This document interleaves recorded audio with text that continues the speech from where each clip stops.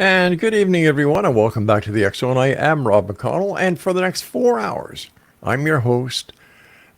Together we will cross the time-space continuum to this place that I call the X Zone. It's a place where people dare to believe and dare to be heard. It's a place where fact is fiction and fiction is reality. And the X Zone comes to you Monday through Friday from 10 p.m. Eastern until 2 a.m. Eastern, right here on the X Zone Broadcast Network, Talkstar Radio Network, Mutual Broadcast Network, and of course, on Simul TV. Now, if you'd like to watch the X Zone TV show and the other great programs that we have available for you, 724, 365 on the X Zone Broadcast Network, all you need to do is go to www.xzbn.net, and to watch the X Zone TV channel that is exclusive to our good friends at Simul TV, visit www.simultv.com, and our channel number is 54. On tonight's show, in our final hour, I'm really excited to speak to Bart Sibrel. Now, Bart is the gentleman who came up with this movie, gosh, it's got to be 10, 15 years ago, called A Funny Thing Happened on the Way to the Moon. And Bart interviewed or tried to get members of the Apollo mission teams who walked on the moon or who went to the moon to actually swear on the Bible that they went to the moon and landed on the moon. Well, I believe it was Buzz Aldrin who punched Bart Sibrel in the head, and Edgar Mitchell's son, after the interview, Bart had left a microphone there by mistake, no trickery, asked Edgar Mitchell if he wanted to call the CIA and have Bart taken care of. Now, if this is all part of the NASA, why would they do this if they really did go to the moon? That's been one of the major questions I've been asking myself. Why would they not put their hand on the Bible and swear on the Bible that they went to the moon or they were on the moon? Why would Buzz Aldrin punch Bart Sibrel in the head?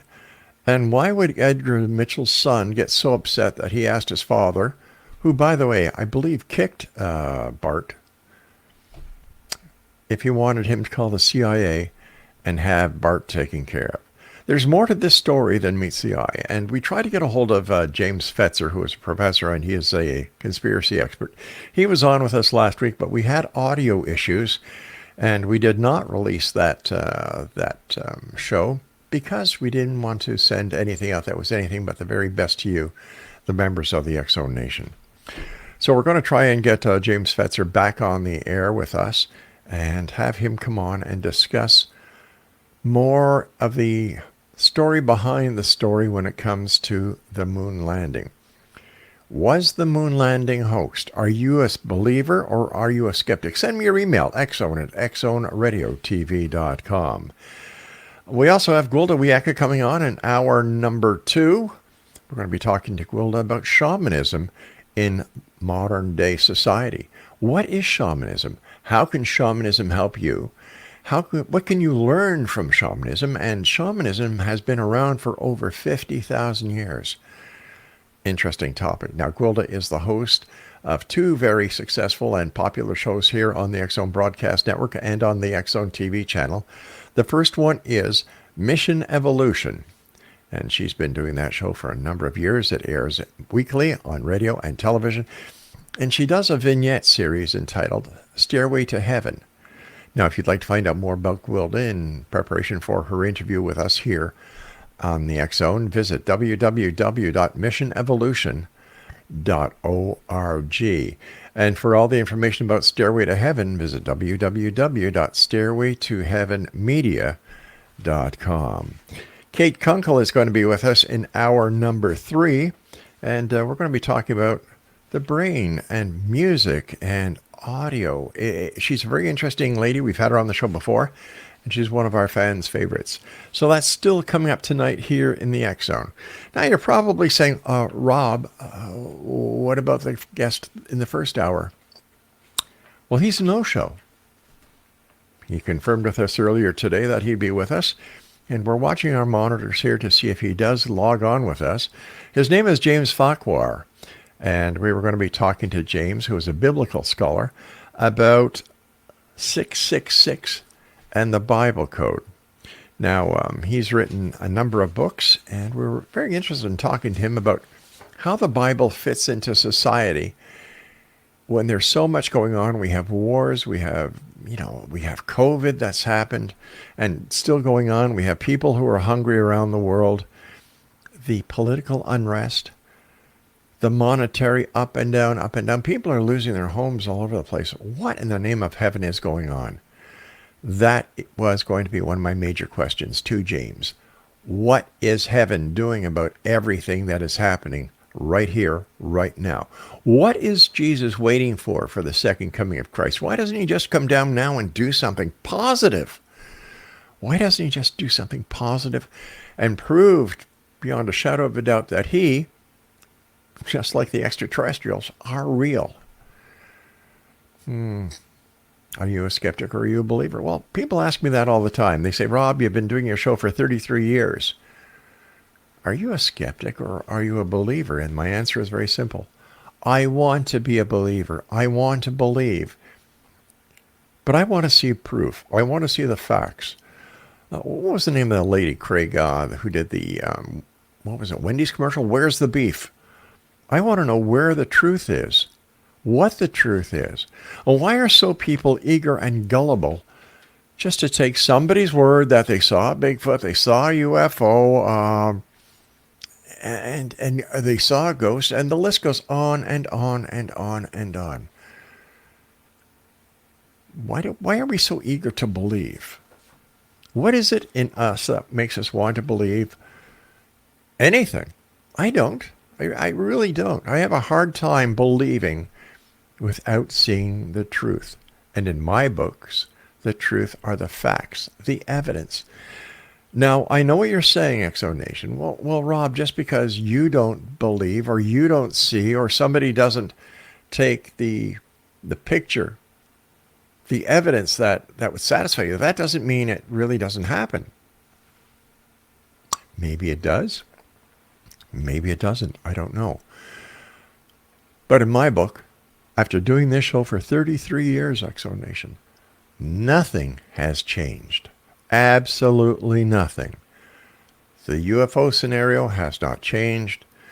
With all the modern technology and the high technological advances that we've made in camera, photography, my goodness, everybody's cell phone has a high definition camera in it, and yet no one has taken that all-conclusive proof photograph that UFOs are real.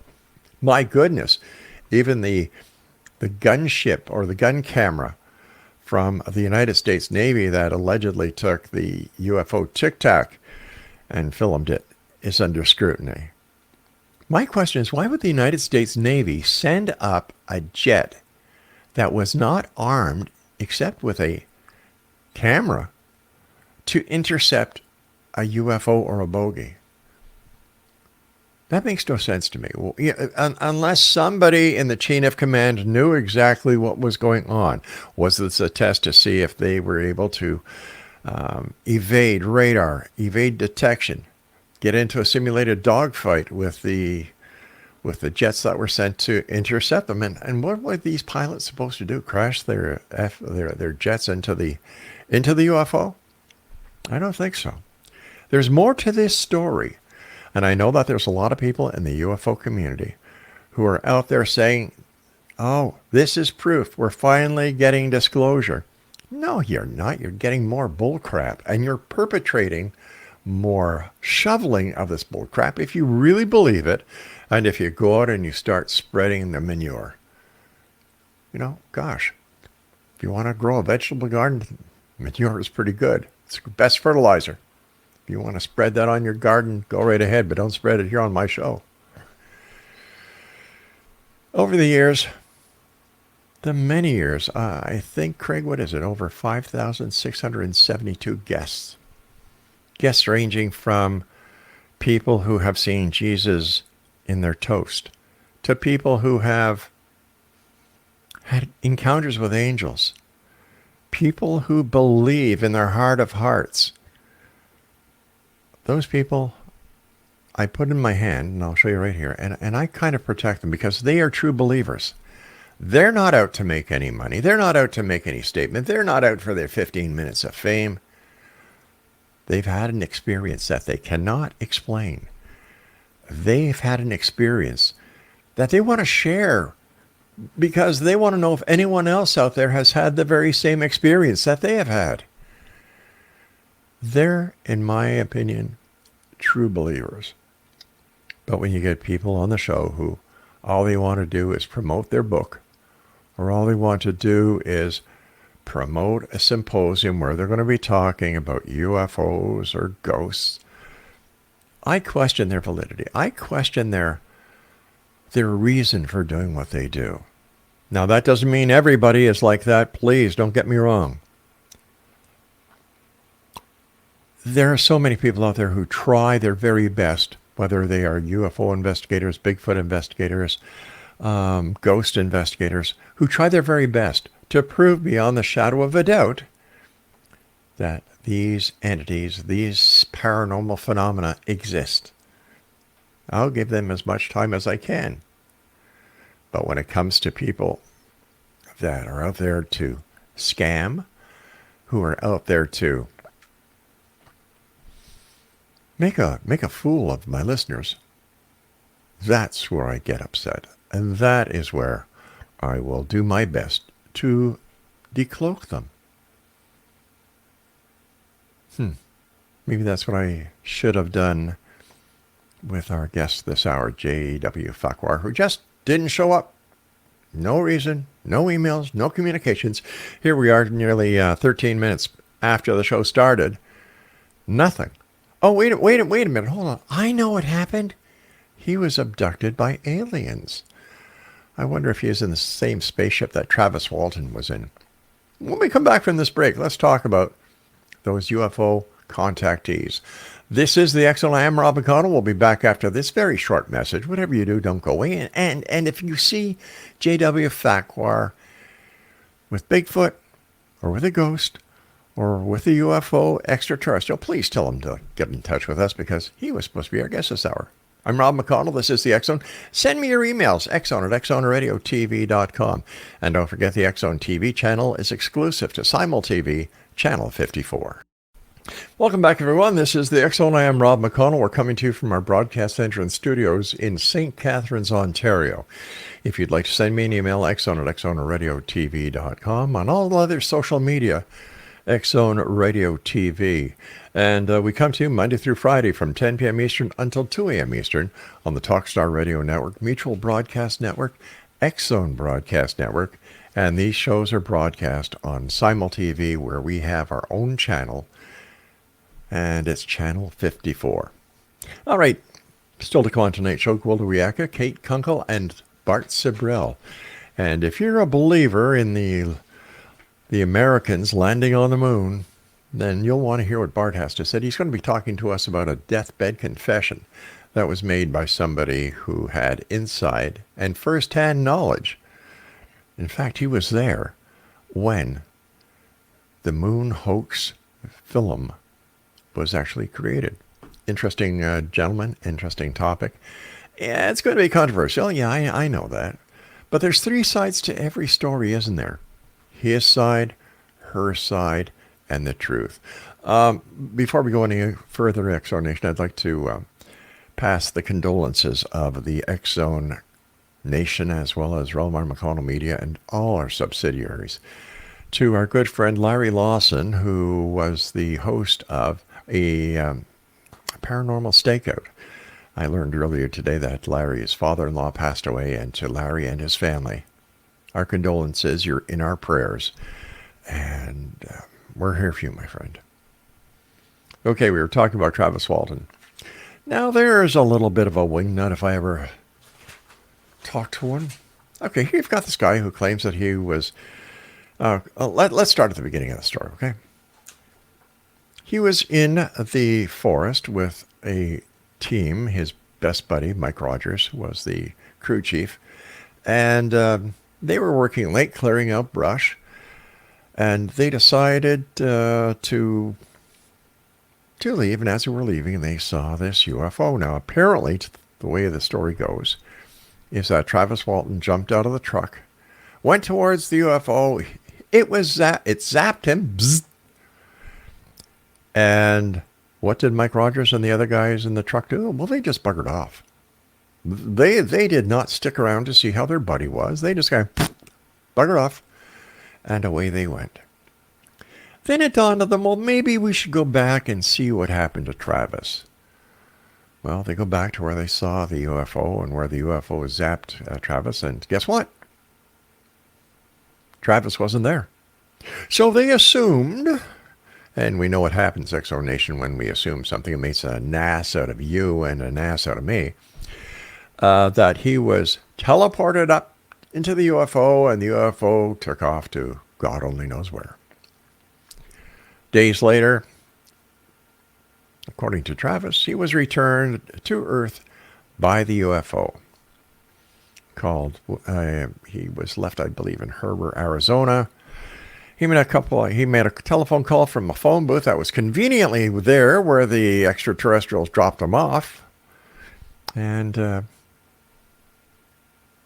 I forget who went and got him. Maybe it was Mike Rogers. I'm not sure. But he was picked up, brought back into town, went to the sheriff, and the story goes on and on and on.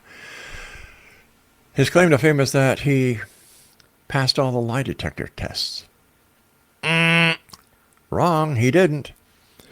He was on a television show, and the validity of the alien abduction was put into question, and with the lie detector test. And guess what? He failed. He failed. He did not pass that test. And yet, if you listen to Travis Walton and his crew and all the people now who are Travis Walton believers, oh, he passed every test. It's real. It's real. No, it's not. He did not pass every test. And my question is, what would happen if he had been abducted today with all the scientific testing that we have available to us?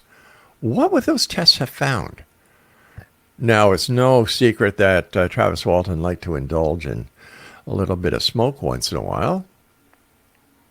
Hey, what he does at home is his own business, I guess. Here up in Canada, it's legal for recreational purposes, but back then it wasn't. So, what really happened? There's a theory out there that he actually planned this because he was a sci-fi freak. He loved watching all these sci-fi shows, that he actually planned this alien abduction, that he actually spent the days missing in a forest ranger tower that wasn't very far from the scene of where he was allegedly zipped up. He's made his living off of the lectures he does, personal appearances he does. He's even got people who are fool enough to do a film about him. And in fact, there was a film called Fire in the Sky that, I don't know, that was supposed to be of his encounter, his abduction. James Garner, the guy from the Rockford Files, played the sheriff. Woohoo! In my opinion, Travis Walton was not abducted. This was all part of a scheme, a scam. And you know what? Too many people fell for it. And people are still falling for it today. Except Mike Rogers is starting to say, something fishy about it. Nobody saw him getting zapped up into the UFO. Nobody knows where he really went. People say that Mike is doing this because Travis is getting all this money and Mike Rogers is getting none of it, or a little bit of it. We had Mike Rogers on the show. Our good friend Kevin Randall, who is the host of A Different Perspective here on the X-Zone Broadcast Network, had Mike Rogers on.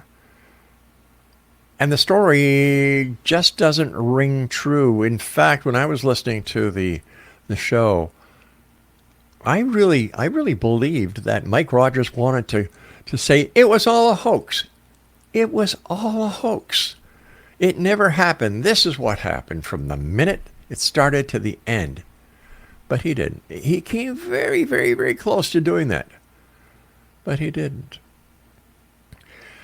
Okay, so that's Travis Walton. Betty and Barney Hill, don't buy it. I really don't buy it. Kathleen Martin and the late Stanton T. Friedman, man, they rode that gravy train. Betty was a little bit of a wingnut, according to some people. You know, she loved to embellish the fact that she was abducted. She went to Zeta Reticuli, and what was this? What was it, Craig? At the star map. Once again, no proof. No proof whatsoever that she was ever in contact with extraterrestrials. Now, here's something that really boggles me about that whole story. Apparently, Betty and Barney came to Canada and were on their way home. And apparently, Barney had a revolver or a pistol with him. Barney was a postman. He was African American. Betty was Caucasian. I think that's pretty cool, personally. But the fact that doesn't rub right with me is the fact that he had a gun. Now, when you come to Canada, you just can't bring your guns with you. I'm sorry. We do not have the right to bear arms unless we're wearing a short sleeve shirt. That's the only way we can, bear arms around here. And as a former police officer, I agree with that 150%. You carry a gun, you're looking for problems. But that's my belief. How could he bring a gun into Canada if that is illegal, unless he smuggled the gun into Canada, which puts his credibility and his integrity under the spotlight? Nobody mentions that. They all go on their merry way that, Betty and Barney Hill, they ushered in the alien abduction era. Okay, next on my list, of course, Roswell. Roswell has to be one of the biggest FUBARs that has ever happened within the UFO community. And I like to look at one simple fact that nobody else talks about, whether it's my good friend Kevin Randall or if it's any of the other Roswell investigators that I've had on the show, Kevin's had on his show, is that Jesse Marcel, the base intelligence officer, went out to Mark Brazel's farm, saw the debris field, picked up part of this debris, puts it in his Jeep. And what does he do? Does he drive right back to the base to maintain the chain of custody of what could be one of the biggest discoveries of all mankind? No. What does he do? Well, he drives home, wakes up his wife and son, brings the material into his house, and lets his son play with it. What kind of moron does that? He broke the chain of custody. The evidence is no longer secure. It's been tampered with. So how can anybody take anything that Jesse Marcel ever said as the truth? It makes no sense. A lot of people talk that it could be a Fugo, and they were balloons that the Japanese launched from various parts of their islands that went up into the Gulf Streams. I forget the exact wording, but they drifted over the United States. Now, Roswell happened 2 years after this, so we've got to wipe out the Fugos. But what about the other balloons that people talk about? What about the other balloons? And when we come back from this commercial break, we're going to talk about that. Not all is what it seems to be when it comes to UFOs, X-Zone Nation. If the UFOs were really out there, all they needed to do to prove their existence was just land on the White House lawn, land on Parliament Hill here in Canada, land in the lawn of Buckingham Palace. And once again, my condolences to the royal family and with the passing of Her Majesty Queen Elizabeth II. And God save our new king, King Charles III. Or Red Square. But they don't. Why is it that they usually make their appearances to insignificant people and not the people who could actually make the decisions and who have the credibility and the ability to go forward with the exposure? It makes no sense. They're not out there. And why can't people just leave certain things alone? I think many members of the UFO community are causing more issues into the national security of the United States and Canada by sticking their nose into the UFO phenomenon than anything else. Like, why should the government have to tell so-called ufologists what is really going on? I sleep very well at night, and I know that my family does too, because there are men and women around the world who sit in aircraft cockpits 24 hours a day at the ready to go out and intercept and protect our countries from hostile forces. And if there is a technology out there that helps them to do that, ufologists, you have no business badgering the United States government or the government of Canada. Please, get a life, get a job, get a real hobby. Stop being an armchair, what are they called, armchair quarterbacks. You're wrong. Face it, you're wrong. Prove me wrong. You know how to get a hold of me, X-Zone at xzoneradiotv.com, and I'll be back on the other side of this break as we continue here in the X-Zone from our broadcast center and studios in St. Catharines, Ontario, Canada. My name is Rob McConnell, and like I said, whether you're a skeptic or a believer, I want to hear from you. X-Zone at xzoneradiotv.com. And welcome back, everyone. I'm Rob McConnell. This is the X-Zone. And before we went to the break, we were talking about balloons. We were talking about Fugo, that there are those people who believe that that is what happened at Roswell, New Mexico. And then there are the other people who are more realistic than the people who believe, in my opinion, that a UFO crashed in the middle of Roswell. Why the hell a UFO would want to land there, God only knows. Who believe that what they're actually seeing and what the evidence is of a Mogul, Project Mogul.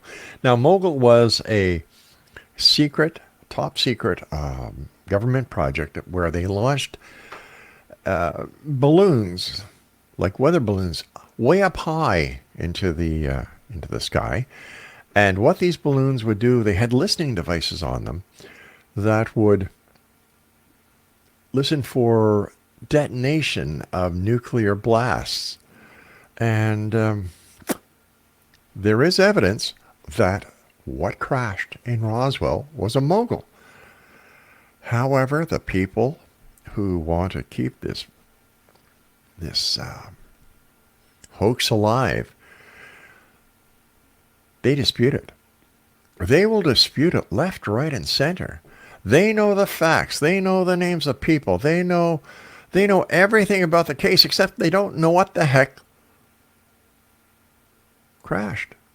And like I said before, with Jesse Marcel, the base intelligence officer, base intelligence officer, Jesse Marcel, now there's an oxymoron. With him, and I mean Jesse Marcel Sr., going out to the debris field, picking up the debris, and instead of going right back to the air base, he stops, takes it home, lets his kid play with it, and then gathers it back up, puts it back in the Jeep, and then takes off to the base. That is not how it is done. You would not want to do that if you were a base intelligence officer. You just wouldn't. Why would you? That would just be like me when I was a cop bringing home somebody in handcuffs for my kids to look at. You don't do that. You really do not do that. And this is another thing that the people who believe in this Roswell crash, they don't want to accept that. Oh, no, no, no, no. I understand the city of Roswell is going to be putting up a statue to Jesse Marcel, because without him, what would Roswell be? Would anybody ever care about Roswell, New Mexico? Would anybody ever want to go to Roswell, New Mexico? I doubt it. But look what this crash has done for Roswell. They have a museum. They have a Roswell Crash Festival every year. They have people who learn about Roswell, and Roswell is the North American Mecca for ufologists, or as I call them, ufologists. Come on, guys, give your head a shake. Where's the proof?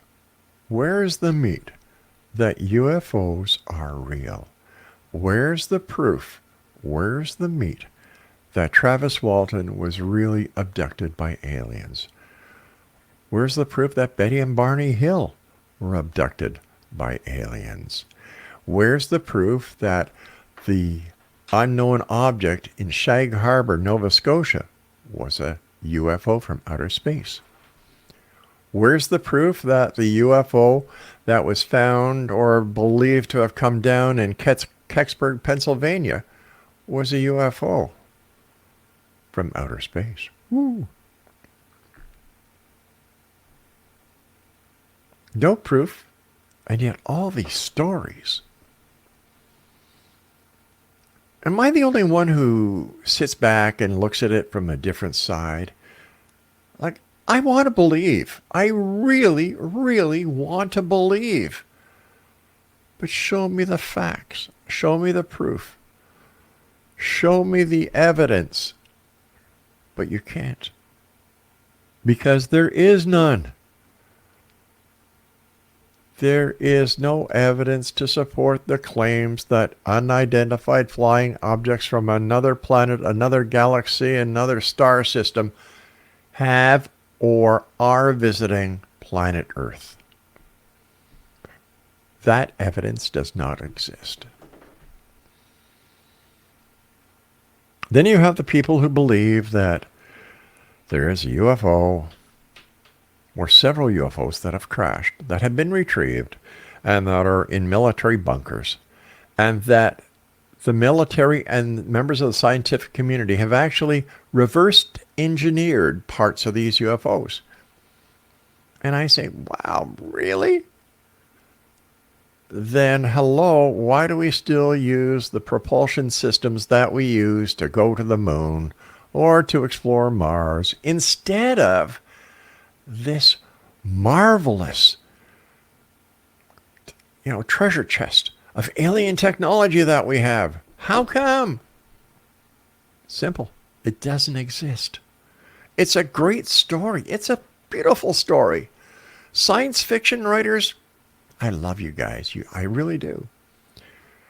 Then you got people like Charles Hall, who says that, what was it, Area 52? Area 52, where he worked as a weather man for the United States Air Force, is where the terminus or terminal for extraterrestrials, they'd come here to Earth, and they would kind of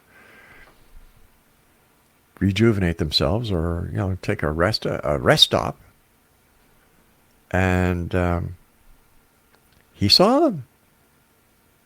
He communicated with them. He actually told us here on this show that he took them.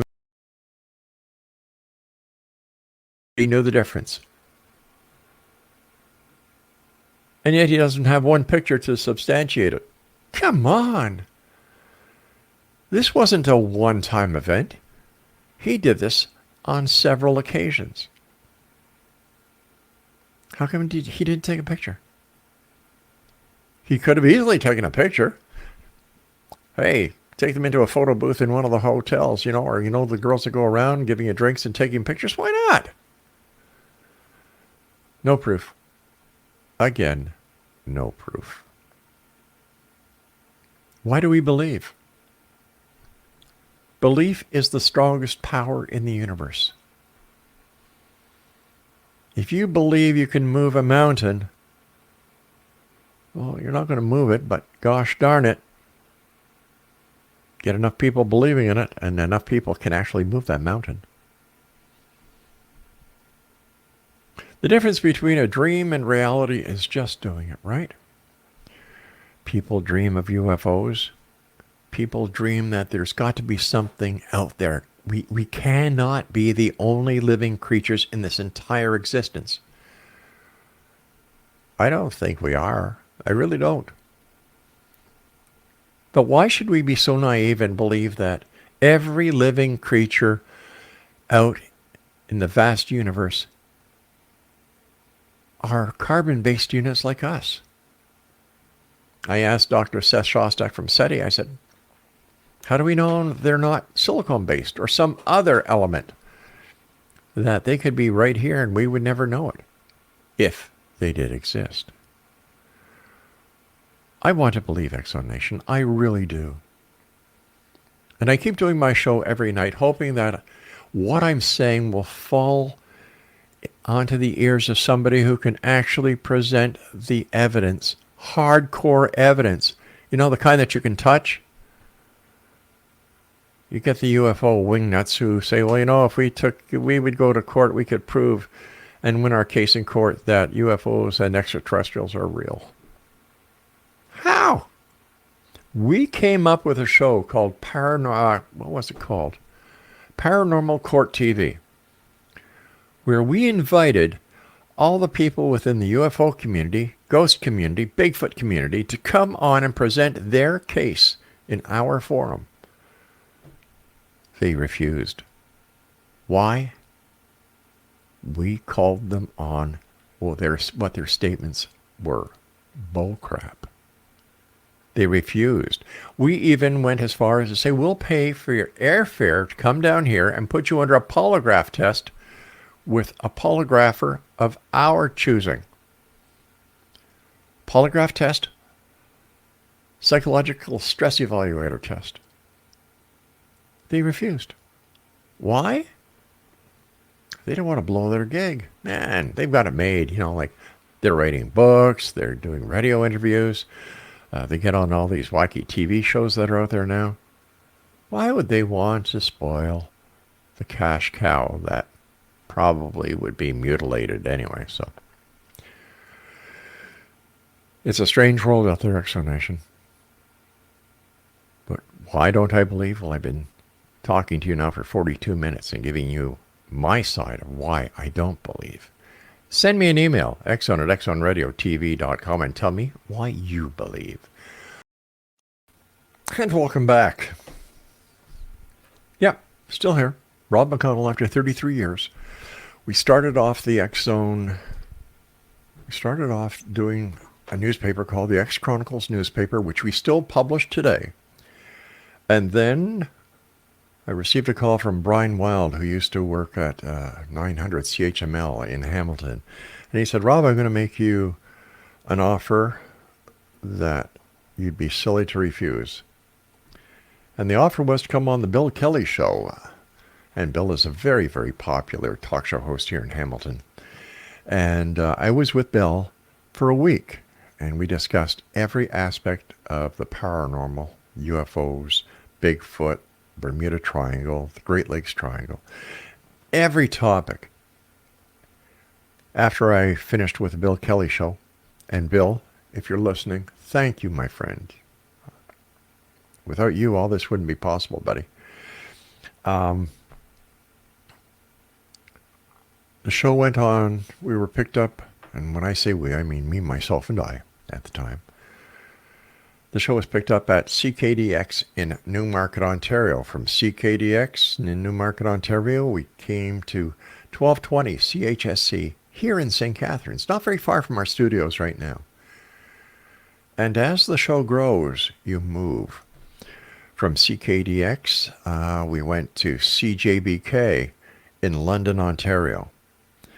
Now, from London, at London, I should say, the BBC came over and did a show on the X-Zone Call as part of their Contact series. Our show was so popular, the X-Zone, that Mark Simpson, who represented a satellite communication company that supplied all the satellite programming to different radio stations, wanted to take our show and syndicate it. But in order to do so, we had to go to a station that had the proper facilities. And I must say that I was really sad to leave CJBK in London. Super people. But then guess what, gang? I moved back to St. Catharines, where I went to 610 CKTB, News Talk 610 CKTB. And while there, I became the executive producer for the programming side of the stations. And was there a number of years. But in order to grow, once again, we moved. There was a transition that had to happen. And what we did was we took a little hiatus. We went to a local radio station, CFBU, stayed there for a while, and then the X-Zone was picked up by LWRN in the United States. And as soon as we were picked up there, we were in 36 markets in the United States. When that happened, we decided to do everything on our own. We had the equipment, we had the knowledge, we had the experience, we had our syndicator, and the X-Zone took off being syndicated.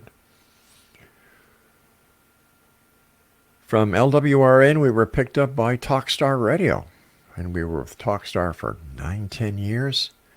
Once again, getting into markets that we were never in before. We were on 3 satellites, getting into right across Canada, the United States, into South America, Central America, then into Australia, then into the United Kingdom. And here we are today with our own network, the X-Zone Broadcast Network, radio, the X-Zone TV channel, television. We own the X-Zone Broadcast Network. We now own Talkstar Radio Network. We now own the Mutual Broadcast Network. And why? Because I had a dream. And I've been doing and living this dream for 33 years.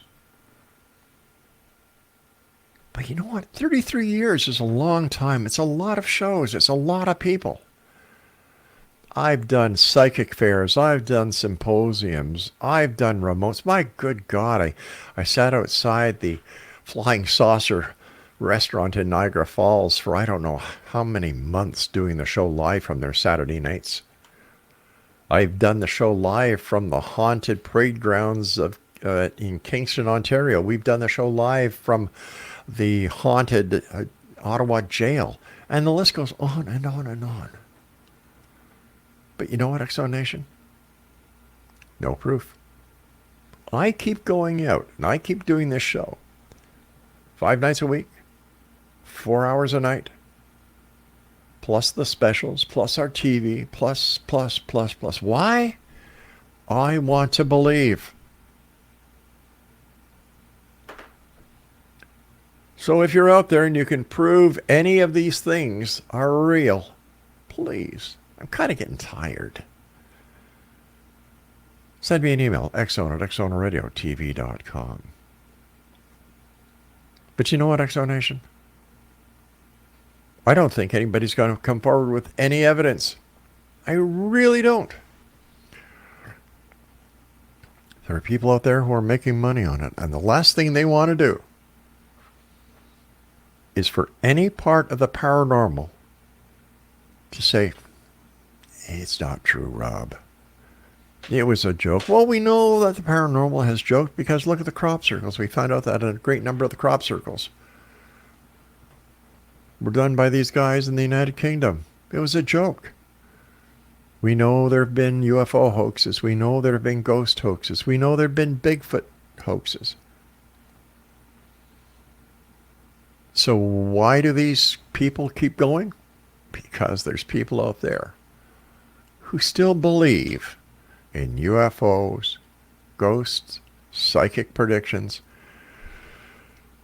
and anything else that will give them the feeling that we're not alone, that there's more to this world than we actually know.